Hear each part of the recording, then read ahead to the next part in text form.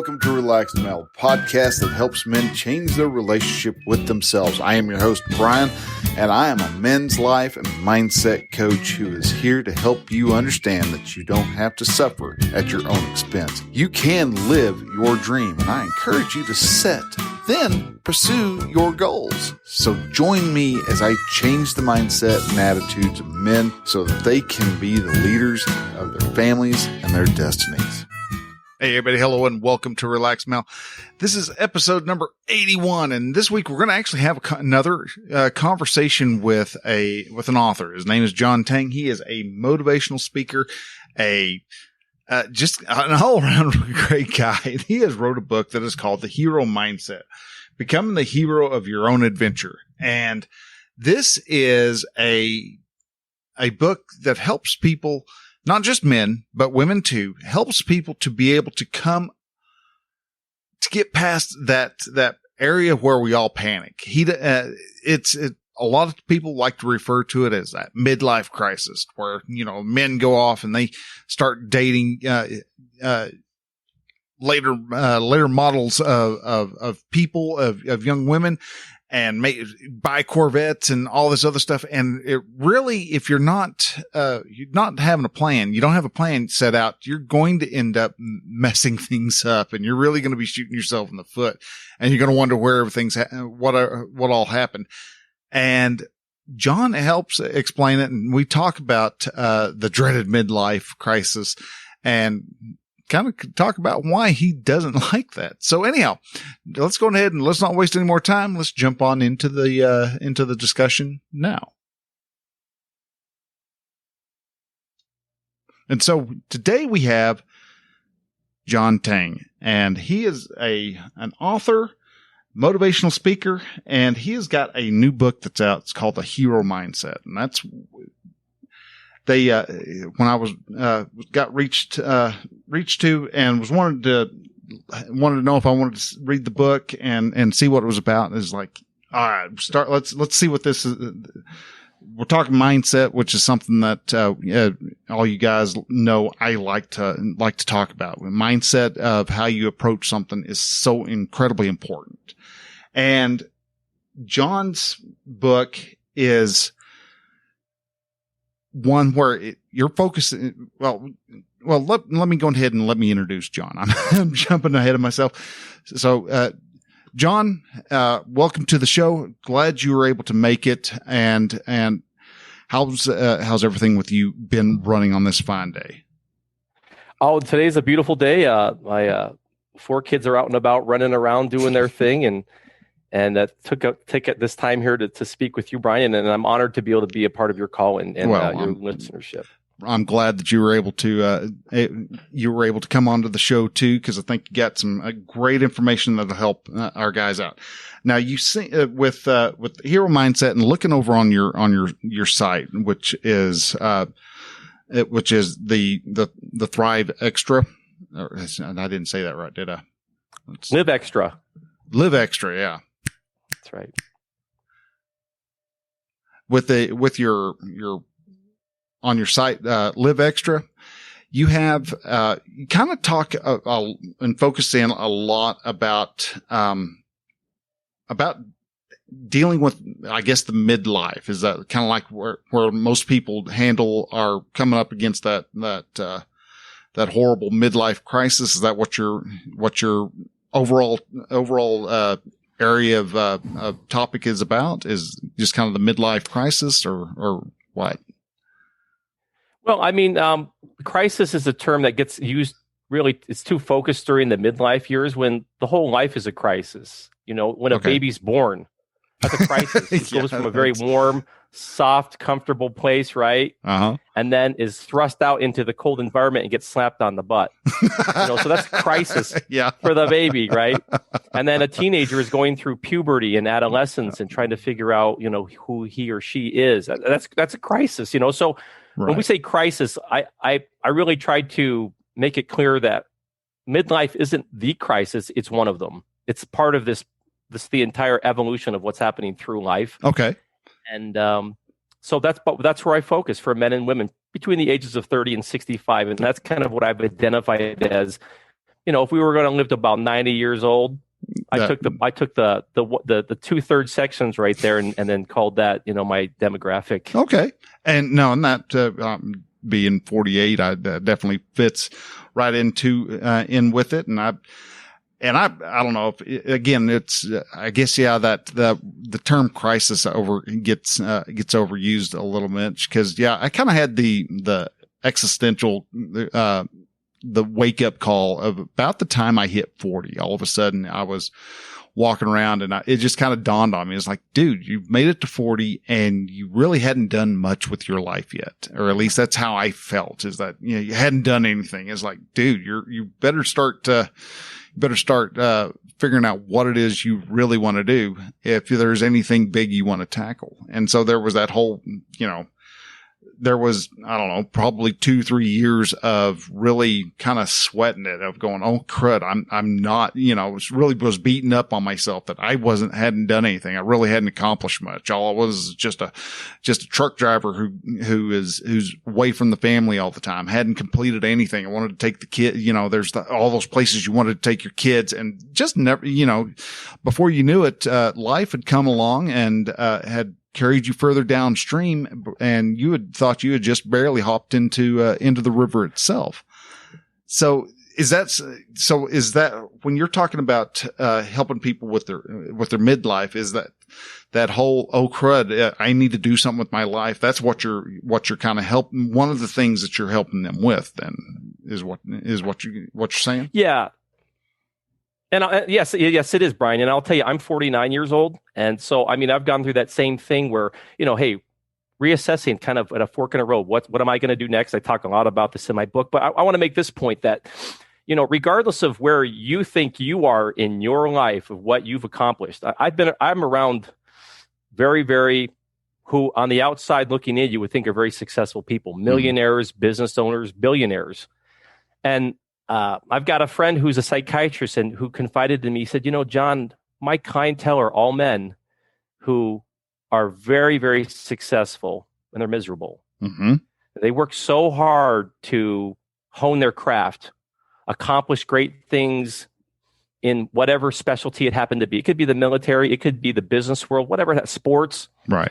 And they slashed and burned their way to the top. Their family, their friends, maybe even some of their business associates. Right. And now they're at the top of this ladder, this peak, alone, with no one really who they trust to share these great accomplishments with.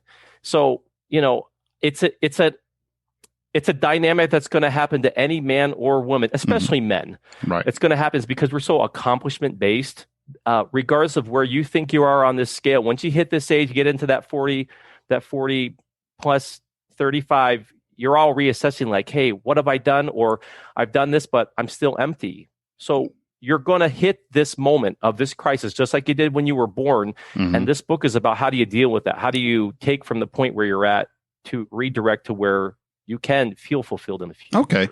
So, and that's, you mentioned how you guys get up to that almost that pinnacle of what they believe they were striving for, where they, whether they are wanting to become an accomplished author or, whatever it is that they've strove to do, and they've actually, in all instances, became successful. But yet they, as you said, they really don't feel like they have a whole lot of people they could share that with. Now, would that be also with the case of, because one thing I've noticed is so many of us guys, especially when we get married, we go to the almost to the extreme of where, like it says in the Bible, we're to cleave to our wife. And we almost take that to mean that we're supposed to drop everybody. And so many of us guys nowadays don't have a good band of brothers, a network of men to help really push us along. And so, that whole journey of getting to the summit of what we're wanting to do, it was kind of a lonely journey. And then we get up there and we're like, yeah, I made it. And what, dude? There's no one here to celebrate with me. And that's kind of where what you're talking about, right? Where they're they get there and then they realize, oh, I don't have any friends to really celebrate with. I had some people back, 20 years ago who were running with me, but they fell off somewhere and they didn't ever bother to keep that band of brothers going. That's definitely even a problem that you've been kind of seeing then. Yeah, it is. I mean, and it's not like there aren't people around. There's, most likely when you get to a certain level, I mean, again, everything's relative, but, just could picture anyone who is successful in whatever their craft is. They have assistants, they have, advisors, they've got teams, but a lot of these people are sycophants. These aren't people who are actually on your side. You haven't spent the time, that gut hard work to build an emotional, real connection with them. You haven't gone through the trenches with these people. Right. And the minute that, you don't have something that they want, they're gone. So that, and they know that. And so there's not going to be an emotional connection. That type of connection is built through years. And it's the kind of connection that you build with your children and with your spouse, people who you've served in the military with, who you've entrusted your life with. Right. So those connections aren't just, you don't find that just as with 1,000 cyber friends on Facebook. You got to earn that. So, exactly. Yeah. And that's definitely, something that a lot of us guys are definitely, recognizing. Now, one of the things, noticed while in here is you've got different sets of landmarks, and that's because you've kind of laid it out as almost like a map, and those landmarks are places that are in relation to where you're at in your life is how I'm understanding it. So with, you had, what was it? Like, actually I got them wrote down here. There's 1, 2, 3, 4. Looks like you had at least about 5 different landmarks that you talk about in your book. You're right. Yeah. The first one being accuracy in the different types of myths. Now, when you're talking about the different types of myths, that one of those myths was like, it's the midlife crisis, where you're kind of wigging out. Is that kind of what some of those myths are? Well, I mean, one of the myths that just comes to my mind as you're asking this question is that old dogs can't learn new tricks, and that's not the case. Okay. For me, instantly, I let me step back for a second. So, one of the main concepts that I bring into this book for your audience is to understand that wherever you are at this moment, you have a bag of what I call tools. Right. That you have access to. They may be coming from different aspects of your life, your hobbies, your profession, your vocation. And just visualize yourself with just putting all those tools on an open table. And from those tools, what you have to craft your future, whatever it happens to be. So I took my tools and I said, well, here's where I'm at. I'm in a bad spot. So what's on my table? So here are a few of them. I'm an engineer. I'm a card carrying civil engineer. Oh, wow. Okay. In the water industry, I'm a competitive bodybuilder. I like to lift weights. I ballroom dance. I like to dance as well. I'm an Eagle Scout. So I spend a lot of time in the woods. So just a few things like that. I say, well, how can I piece together a little bit of this, almost like Legos, like take this piece and that piece. How can I take these things and get me out of the hole I feel like I'm in at this moment? So from those tools, I created this map. I took my background in what I just described to you, being in the wilderness and surviving, and an engineering background, and I created this map. And this is a map, and you talked about these points, and I labeled them, just not one out of more importance than the other, but alphabetically, just to be easier to remember. And that was A, B, C, D, E. Yeah. Okay. Yeah. I see that. A, B, C, D, E, right? The alphabet, right? We all know that. So accuracy. All right. So balance, your destination, to endure. A, B, C. Let's say I missed, and then control. C I missed was control. To control your power. So I built it simplistically like that. And wherever you're at, you won't know where to go unless you know specifically, unless you're real with yourself. Right. And about where you are at this moment. And once you've done that, once you've humbled yourself to that point, now you can course correct to where you want to go. But not until you understand specifically where you're at, like on a map, right? So until you if you're still stuck in your head denying certain things about your life or your circumstance, well, that doesn't give GPS any real data to work with to get you Precisely. to your next Right. position.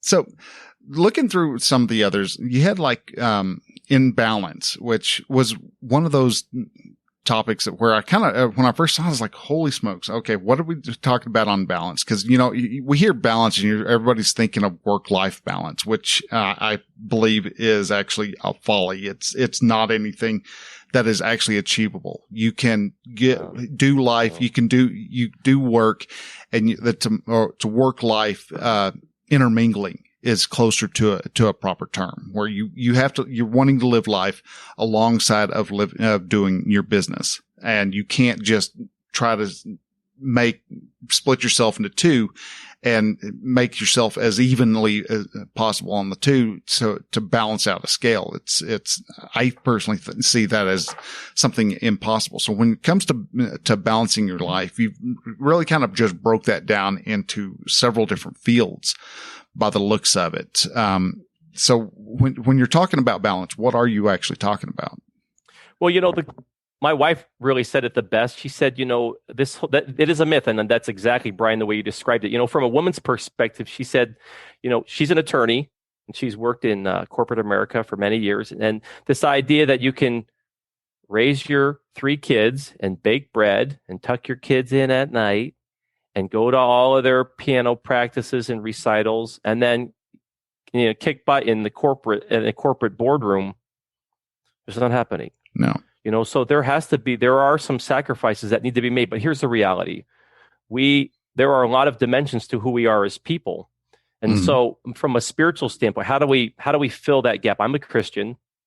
How do I fill that gap? However it is that you perceive a higher power to be, even if you're not Christian, how do you reconcile the fact that we're here on this earth, a few miles closer to the sun, we burn up, a few miles away from the sun, and the whole earth freezes to death? How does that happen? I call it this mystical, the greatest engineer of the universe, whatever you want to call that.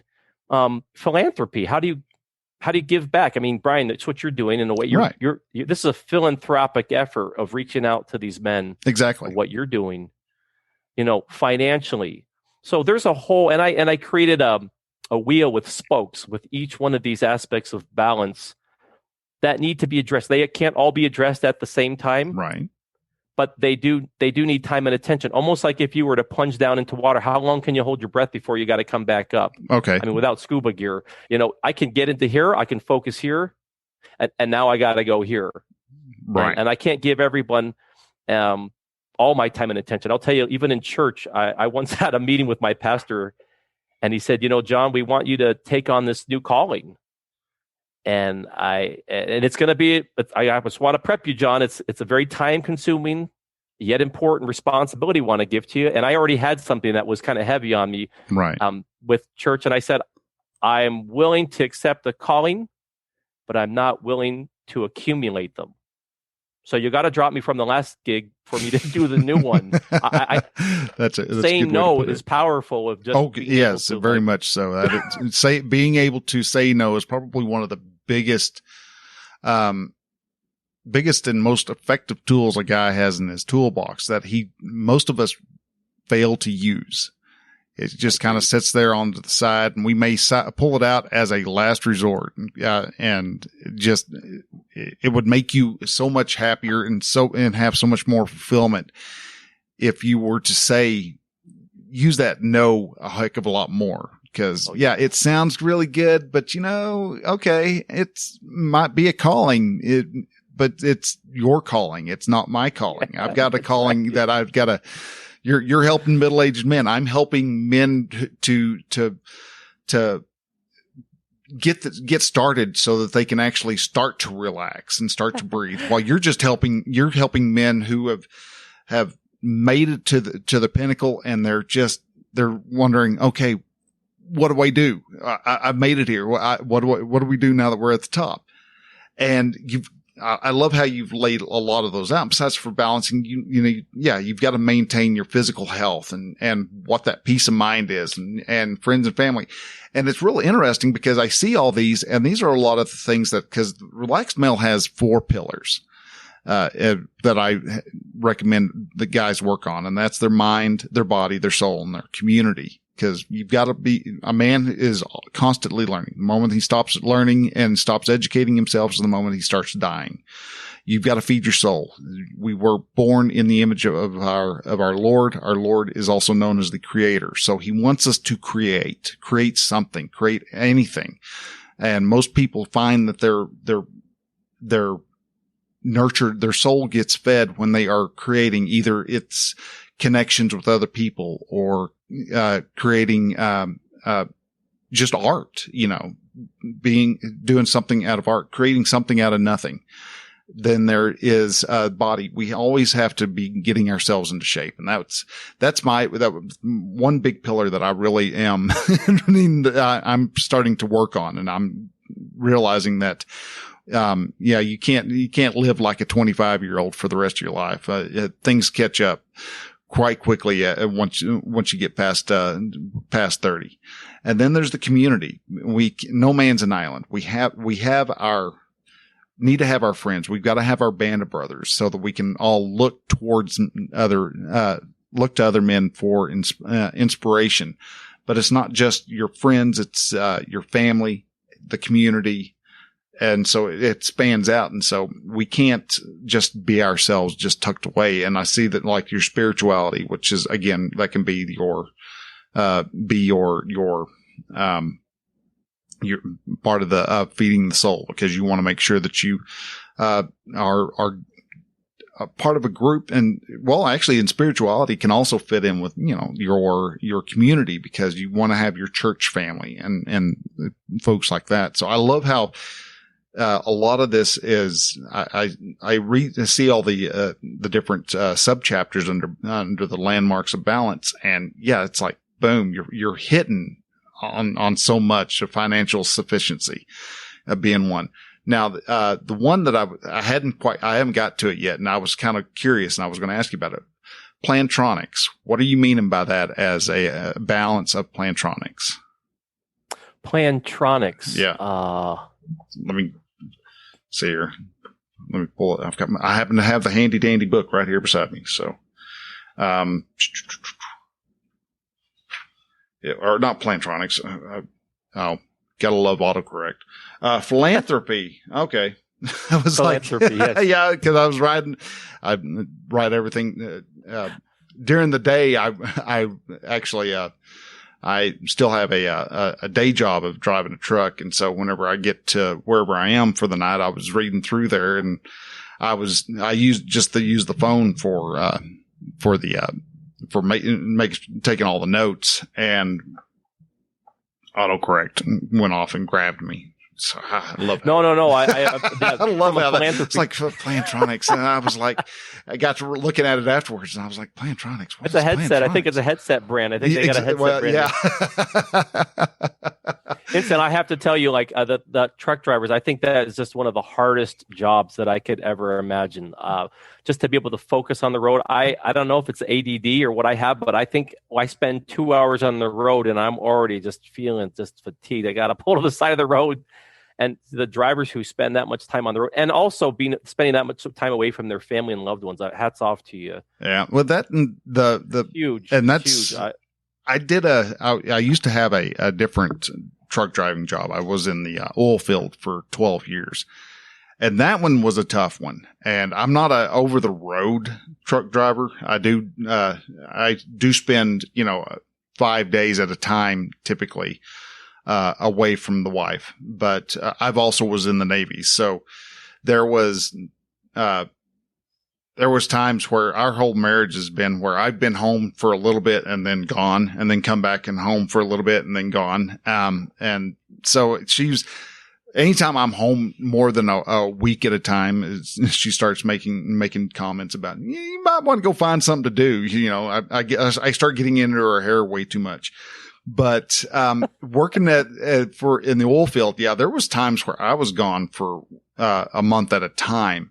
Oh, we would be going from one oil well to another oil well to another oil well. And so finally, back in, 2019, there was a big, back when the oil was starting to slow up and stuff, I was like, all right, this is a good time to jump off the train before something either crashes or it picks up and I'm gone for months at a time also, because I do want to try to get this coaching business up and moving, and I can't do it while I'm perpetually gone. So I ended up finding a better truck driving job that's just a little regional, and we're going from here down to East Texas and back, and it's a lot easier.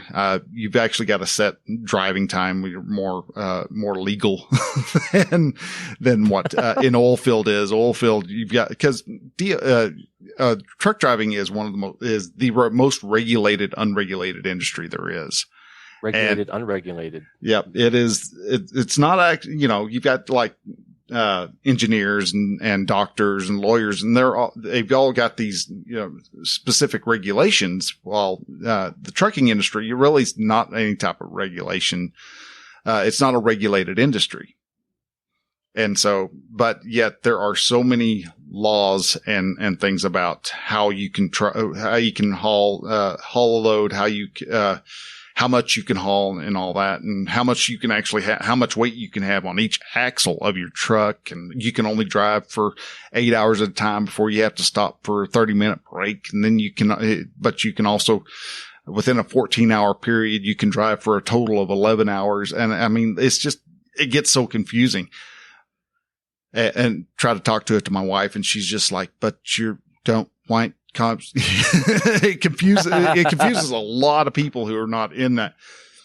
And so, yeah, driving a truck it's one of those things where and that's actually one of the issues where when I turned 40, one of the things I realized is that I had watched my kids grow up from just entering school and stuff, from basically watch them grow up from the dash of a truck. And that was just something that really just crushed me, because I wasn't there for probably some of the worst times that they really needed a dad to kind of put their arms around them shoulder and say, hey, you've got this. I know it sounds cheesy. It sounds horrible, but that's kind of how life works, and be able to instill, the masculine influence that young teenage boys really need from their father. That masculine way of living to the daughters, so that they understand what they need to look for whenever they're out looking for a man to team up and live life with. And so, yeah, it's to be able to find that, a way to do that was a bit of a challenge especially for me. And with you doing civil engineering, I mean, I would have to say that there was quite a few times that and you worked with you said with water, so I'm assuming that you were dealing with more of the I'm going to express my ignorance, but I'm assuming it wasn't like with the Army Corps of Engineers, or was that something that you were with? So just basically pipe discharge, so pipe installation. So oil and water are fluids, and they're moving through the pipe. So we've got to pump it, we've got to store it. So that's kind of the same thing. But from the water side. Okay. And, but I want to make a point based on what you said. I almost felt like you felt bad that you were in the trucking industry. Look at what we're in right in here today. Like I can't get products in my house, right? Because the whole shipping industry. I'm right here near the port of LA, and there's like container ships just waiting out there, just jamming their way trying to get into the port. And we can't get things if we don't have truck drivers. Right. So, and like that was one thing that really balanced the angst that I understood. But at the same time, when it comes to driving a truck, it did the job that it was needed to do, which is what a lot of us guys do. We will see that there's a job that needs to be done right, and we'll jump into it, and we'll worry about what the ramifications are later on. And so having a chance to kind of stop. And I think that's where a lot of guys really, run into an issue. And that's where that quote unquote crisis for the, in the midlifes come from, is that we get to a point and we all of a sudden it's like, all right, well, we're at a point now where we can actually take a note of what the damages may have been. And we see that all of a sudden the damages that we did were not what we expected were going to be. Driving a truck, I was able to make a good bit of money. I was made, there's a couple times where the oil field was just booming and just going crazy. And came in, 1 year, just a couple thousand short of breaking 100,000. I was just like, holy smokes. And then, next year was a bust. It was, we went from almost making 100,000 to almost making 40. And so there was that big swing where you had to really, pay attention. And so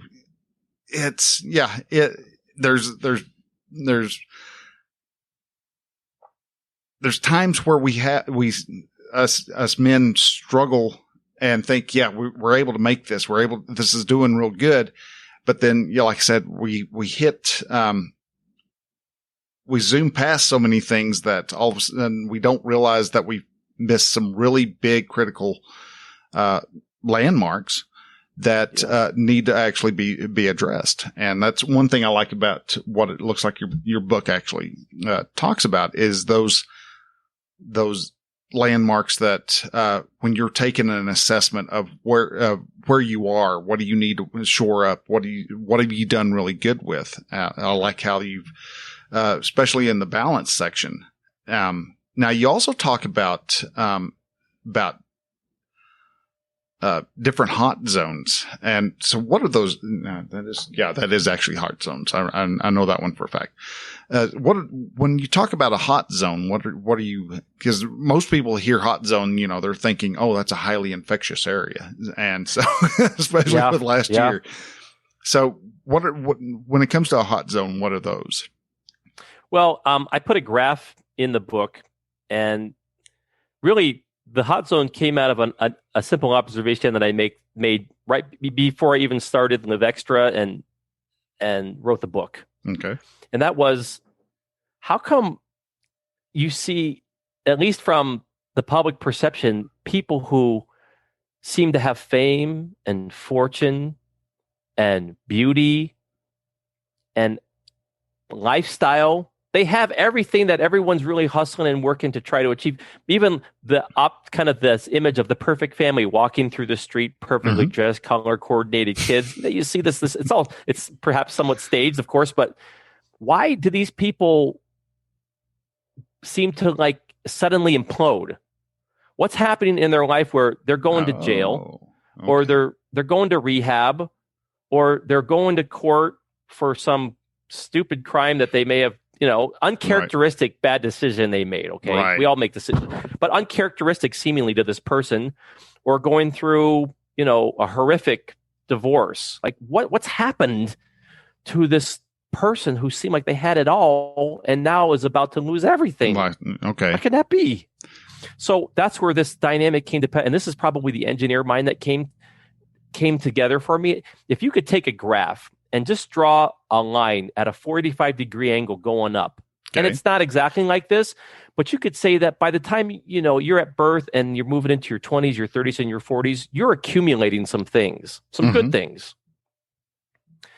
Maybe some influence, maybe a little bit of money, maybe some connections, some expertise. These are things that are increasing through that phase of your life. Now, they certainly will taper down as we get older, but you're moving into max 30, 40, 50, right in that range. Right. But there's also things that are decreasing. And this is, again, just very general, but, one thing that's decreasing is time. You're running out of time. The sands of time just move on. So at birth, you have, all things considered, nothing goes wrong. You got maybe 80, 90 years. But as each decade goes by, you have that much less. And you also may have less peace. And the way I described that is, more things are happening. I'm having to work. I'm raising a family. Maybe I'm suffering through some injuries or some other type of injury. So there are elements that are increasing and there are elements that are decreasing over time. And this is a negative decrease. This is a negative dynamic coming down. Okay. With a positive dynamic going up. Now, where these two cross is what is considered like a collision course between the good and the bad of a person's life. And there's a range of time that happens. That's not like some magical day. Right. But it seemed like it was within this time frame of about maybe 30 to 50 years old. There's this range. And that's why I crosshatched this section of where this convergence is happening between the positive and the negative. Okay. And that is the hot zone. It's this time frame is where I believe most of these problems are happening.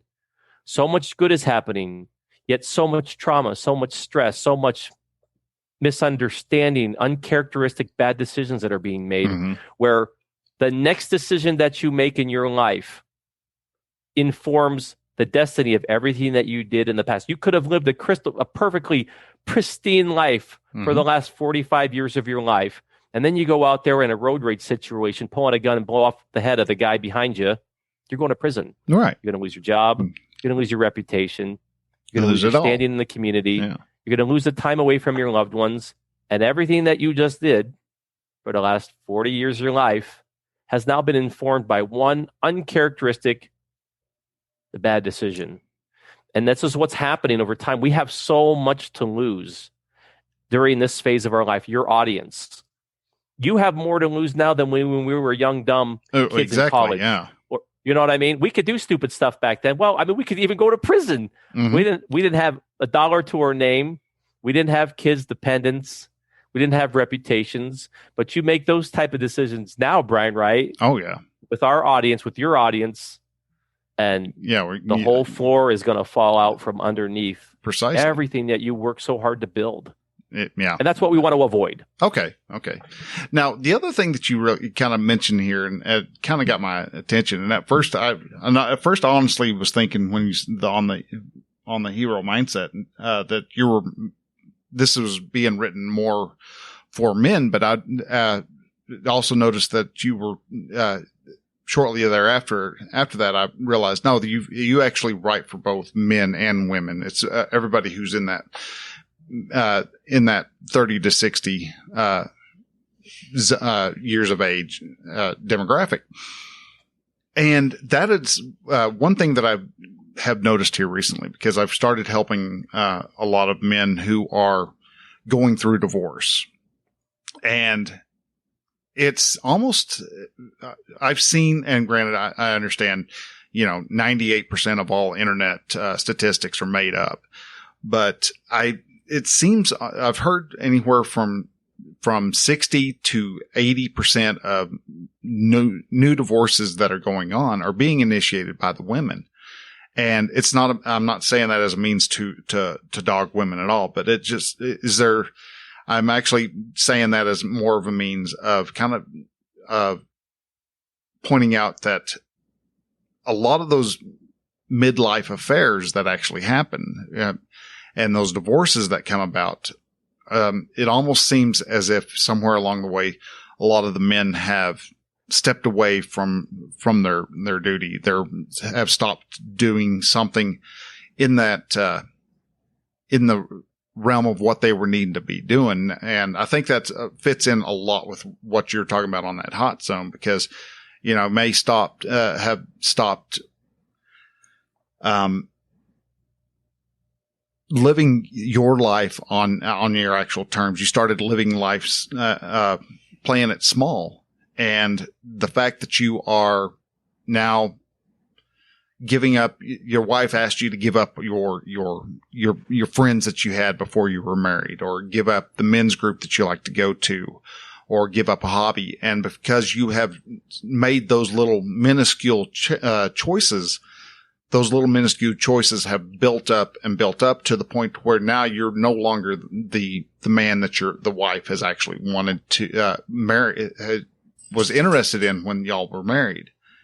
And so now she's in that, because she's now works, more women work and more men, and men are kind of almost transitioning out of the work area, where they're kind of taking over a lot of what, used to be, the woman's job, to where they're staying home, they're taking care of the kids, they're running to, PTO meetings and things like that, while, mom is out of the house, and she's now doing all the, actually earning the bringing home the lion's share of the pay. It almost seems like the fact that those items are happening that's almost that very example of what that hot zone is, where those little choices that the men have made and all the little choices the women made accumulate. And now you've got 30-year-olds, 40-year-old women who are going, holy smokes, I've got a midlife crisis. I need to start seeing if I can find myself. And you've got guys going, holy smokes, I let half my life go. And you've got everybody kind of screaming and hollering and wondering where they went wrong at. And that's with the midlife affairs. Is that just one little hot zone, or is that just like a lot of others, where it's just an accumulation of just bad choices that end up causing someone to stray off from their commitments? Or is it just a matter of just one little bad decision that somebody decided to make? Well, I think the hot zone is a mixed bag of a lot of things that are. I mean, it's a crash, it's a collision course, right? Okay. So within the hot zone, you could be the affair might be something that's been happening or gets discovered. There's a time where a lot of people. I mean, I even talk about some celebrities who seemingly had it all, who ended up killing themselves. Right. And because men, we suffer in silence, most of us. And what you're doing, Brian, is so amazing to help encourage these men to come out and to speak, to find a safe place to be able to share these type of conversations. And that's what I'm doing too, is, they don't have to suffer in silence, because the silence is the killer. It is, right. Silence is, we're not talking about this. The silence is the killer, even in a relationship. The fact that we're not having these talks, you're not home to have this talk. You don't want to talk about this comfortable thing. Maybe our sexual relationship isn't compatible anymore. We're strangers now. We spent a lifetime raising our kids, and now we're home empty nesters. We don't even know each other anymore. So precisely, no two stories are exactly the same. But what complicates this hot zone, this increasing and decreasing, is when you multiply that by a spouse who lives in your home, who's also going through her own this collision course as well. So okay. I hope it doesn't come across that, what is the man doing wrong to fulfill the woman? Because the woman, she's an adult too. She's got to figure her own stuff out as well. So she has to be asking those questions the same. It's a team effort. Exactly. But nonetheless, we're all in this game. It doesn't matter what your background, your ethnicity, your religion, your sexual orientation. We're all in the midlife club. If you're in that 30 to 65, range, as far as I'm concerned, and all these dynamics are happening, and all these conversations, and this acknowledgement of where you're at needs to happen for you to get past this portion, and thrive through this phase of life. So, what are some ways, if you're finding that you're kind of I'm going to stick with kind of just because it's the terminology that I understand, that's come to mind right now. But if you find yourself in that midlife crisis, and trying to see if I can get this out and see if we can get an answer here, fairly quick, what are some ways that you can, Are there tools that you can actually do to actually make a good assessment as to where you are in relation to your midlife crisis? Is there something that you can actually do to be able to help you not make that crisis so bad? Is that it? Well, the first thing is to be accurate with yourself, and Okay. and I in the book talk about I got to the point where it was so toxic in my home. I was toxic that I had to go to a psychiatrist. I was at a point where I was extremely desperate. Listen, I live in a beautiful home in a beautiful neighborhood. I look at the sea outside my window here. Wow. On the outside looking in, people think this guy's got everything. Mm-hmm. But then on the other hand, this guy wants to basically end everything. On the inside, just feeling so miserable, so demoralized, discounted, ignored, in so many aspects of like. And let me make this clear: it doesn't matter what your income is, what your background is. You're in the midlife club. If you're in that 30 to 65, this conversation is for all of us. Right. Okay. Everything's relative. But I had in those first meetings with my psychiatrist, he said, "Hey, listen, John, look, okay, you're in a deep hole. I get it. There's two different ways that you can look at your experience. And I'm going to frame it from the narrative, the first off of that being the Greek tragedy. A book on a Greek tragedy ends tragic. So you're probably, John, in the last couple chapters of a Greek tragedy. And, as things progress, if I never see you again, good luck, because probably not going to be so good." Mm. But the other way you could look at it is you're in a deep hole, and this could be the beginning of embarking on an epic hero's journey. And as I thought about a hero from the standpoint of like a magician, a sorcerer, an elf in these magical movies, how does it apply to me as a midlife man? Right. Well, it applies to me because the hero aren't these people on the silver screen who, bomb gets dropped on these superheroes and they come out unscathed except for some tears in their spandex uniforms. Heroes are mothers and fathers who are raising children without spouses, who Right. are putting food on the table. Heroes are our first responders, our military, our police force who go out every day. That job's harder than going into the military as far as I'm concerned, because when you're at war in the military, when you go out as a police officer, every day you step out of your house, it's game on. Right. So these are the heroes. And once you get straight in your head, like how bad, when you're accurate with yourself of where you are in your life, physically, mentally, emotionally, again, that's now your beginning. If that's your rock bottom, okay, now once you've touched the bottom, you've got something to jump off of. Okay. Once I hit the bottom of the pool, I can squat off that. I can thrust off that to work my way back towards the top of the water line to get a breath of air. Okay. Once you know where that is, now we can start the conversation of, okay, let's rip out the map, let's rip out the compass, and let's course correct to where we need to go next. That's the first step of taking it, because everyone's story is going to be different, right? We're all coming from different backgrounds, but be accurate with where you are. Be brutally accurate with where you are. And from that point, now the healing and the journey begins. Okay. All right. So, John, as we go ahead and start wrapping up, how can people get around and find you, be able to follow what you're doing, how they can get a copy of your book? I'm heromindset.net. Hero Mindset. There's another book out there, The Hero, but I'm heromindset.net.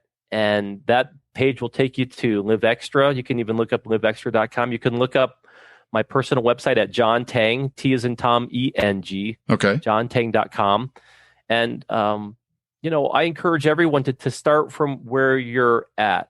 You're in you're from the Navy. I in the background, you might not see here, but I am a huge student of the Navy SEAL community. Right. I never was a Navy SEAL, but I study them from the standpoint of mindset, not from military tactic. Right.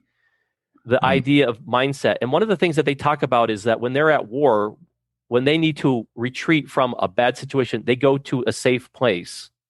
And their safe place in the SEALs is the water. They retreat to the water. If they can get to water, they're safe. Mm-hmm. They know that environment well. So what you're doing for your men and for my men, for my audience, is we're trying to provide a safe place for them.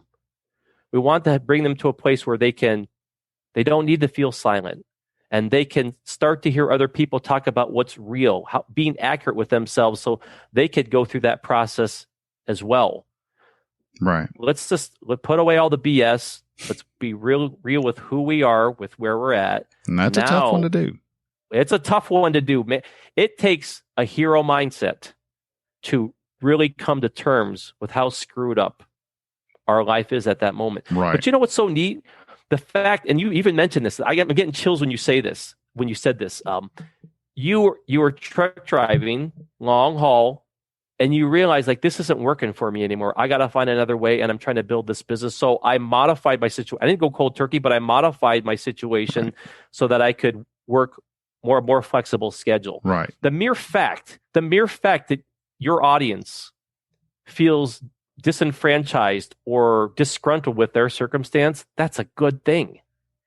If you're just walking around like a zombie, checking in, checking out, that's bad, because you're never going to get out of a situation that has turned you into a lifeless zombie. Right. Okay. I see what you're saying. The fact that you are pissed off, if you're pissed off, if you're disgruntled, if you're feeling like there's got to be more in life, that's part of the first step. And everyone in your audience should feel thrilled by the fact that type of emotion is happening inside of them. Right. Because that type of pissed off feeling is going to eventually get to the point, will bubble up where you'll say, okay, I do need to make a change. Now, what you don't want to do is them turn to alcohol or drugs to kind of mask the pain. To buffer themselves is that's right. Never serves. But what you're doing is saying, okay, here's the alternative. Right. Let's, instead of trying to mask it, let's be real. Let's dig open that wound. Let's scratch it open. If we don't really open it wide up, we can't put the ointment on it to heal it. Precisely. And that's what you're doing. And that's what I'm doing. Okay. Is bringing him to that point. So it's a in itself, it's a philanthropic, spiritual, community service thing that we're both trying to do to help our audiences. And I think it can create a lasting legacy the more broadly we can both spread our messages to the world, because there's a lot of people out there silently suffering, Brian. Yeah, I agree there completely. And it's something that's been working to rectify and get guys to really learn to breathe and to start living their life on their terms. And I think that's precisely what the hero's mindset does. Thank you. John, thank you again for coming on here. Guys, if you get a chance, get out there, pick up a copy of the Hero Mindset. I'm still reading through it, but what I have read is great. It's a tremendous, unique and different way of looking at what happens in your life, especially if you haven't made it up to 30-year line where you're starting to enter into to midlife, or even if you're, you think you're not even at that, you're still got a ways to go before you get to the midlife. It doesn't hurt to start at least inspecting it and seeing what's it going to take to have a good and fulfilling midlife. And this book will help keep you using that map, and using those different landmarks will help you to be able to get to your destination a lot easier. And John, you did great with it. Like I said, I still haven't quite finished it. I'm going to be, I'll probably take me a couple more weeks of good heart, solid reading, but I'm enjoying what I've gotten to so far, man.